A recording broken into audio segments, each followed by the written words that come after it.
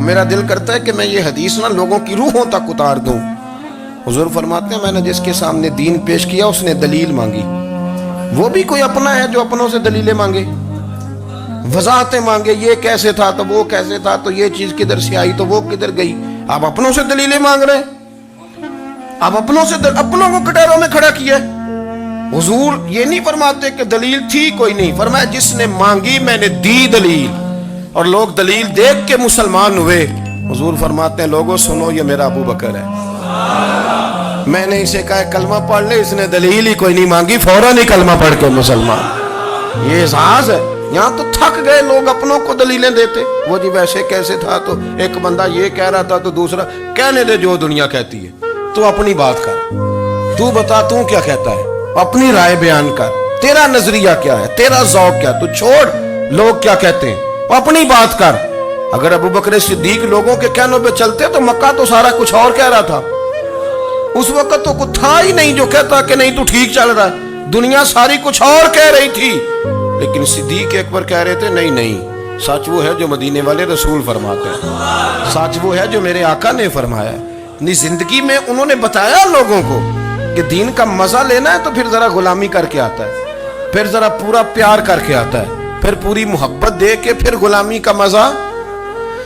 حضرت اسماء بنت ابی بکر صدیق فرماتی ہیں کہ نبی پاک صلی اللہ تعالی علیہ وسلم نہ حرم شریف میں داخل ہوئے، ایام مکہ میں، مکے کے دن تھے، حضور حرم مکہ میں داخل ہوئے، کافروں نے، ابو جہل نے پہلے سے سازش کی ہوئی تھی۔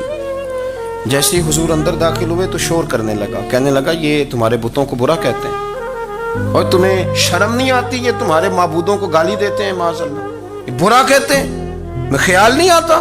لوگوں کو اشتعال دینے لگا، لوگ مختلف جگہوں سے اکٹھے ہو کے حضور کے گرد جمع ہو گئے۔ آپ نے کہا ہے کہ بت جھوٹے، حضور فرمانے لگے کہا ہے۔ آپ نے کہا ہے کہ یہ کچھ نہیں کر سکتے، فرمایا کہا ہے۔ آپ نے کہا ہے یہ کوئی نفع نقصان نہیں دیتے، حضور فرمانے لگے کہا ہے۔ رسول کائنات صلی اللہ علیہ وسلم سے جو سوال پوچھا حضور نے بیان کیا، چاروں جانب سے وہ نبی کریم پر ٹوٹ پڑے، معاذ اللہ، مارنے لگے۔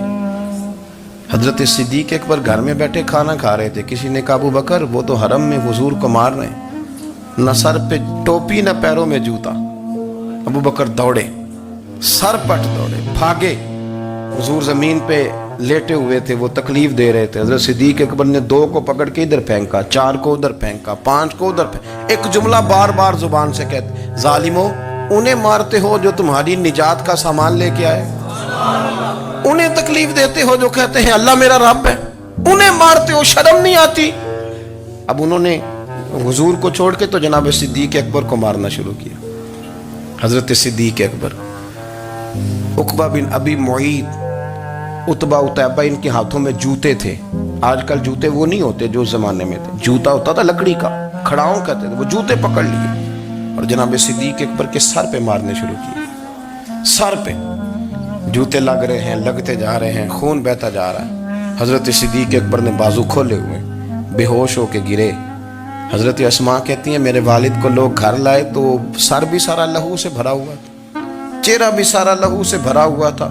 عشق تے اگ دوویں ایک برابر، عشق تے اگ دوویں، عشق تے اگ دوویں ایک برابر، پر عشق دا سیک ودھیرا، اگ تے ساڑے ککھ تے کانے، عشق ساڑے تن میرا، اگ دا دارو می تے پانی، کوئی دسے ہاں پلا عشق دا دارو کیڑا، سجنا اتھے کچھ نہیں بچتا جتھے عشق ہوراں دا ڈیرا۔ حضرت صدیق اکبر کو گھر لائے تو لہو لہان ہے سارا وجود، خون بہ رہا۔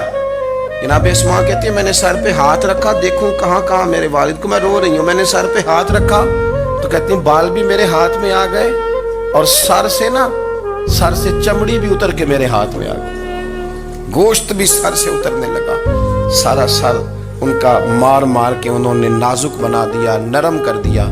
آپ فرماتی ہیں وہ بے ہوش تھے، ہم ان کے منہ میں دودھ ڈالتے تھے، لیکن وہ جب بھی آنکھ کھولتے تھے تو زبان پر ایک ہی لفظ تھا، ظالمو انہیں مارتے ہو جو تمہیں کہتے ہیں میں اللہ کا رسول بن کے آیا، انہیں مارتے ہو۔ اس ترتیب سے رسول اللہ کی غلامی کی، اس رنگ میں نبی پاک سے پیار کیا، نبی پاک کے حصے کے زخم اپنے سینے اور دل پر برداشت کیے، اس لیے تو میرے کریم نے فرمایا تھا لوگوں سن لو میرے ساتھ جس نے بھی نیکی کی میں نے بدلہ دے دیا، میں نے ابو بکر کو نہیں دیا، میں ابو بکر کا ہاتھ پکڑ کے اللہ کی بارگاہ میں لے جاؤں گا، میں کہوں گا مالک اس نے بڑی نیکیاں کی ہیں تو ہی اسے اجر عطا فرما، میں لے کے جاؤں گا کہوں گا اے اللہ تو دے اسے اجر، اس نے بڑی نیکی کی، اس نے بڑا پیار کیا، اس نے میرے ساتھ بڑی محبت کی، اس نے بڑی غلامی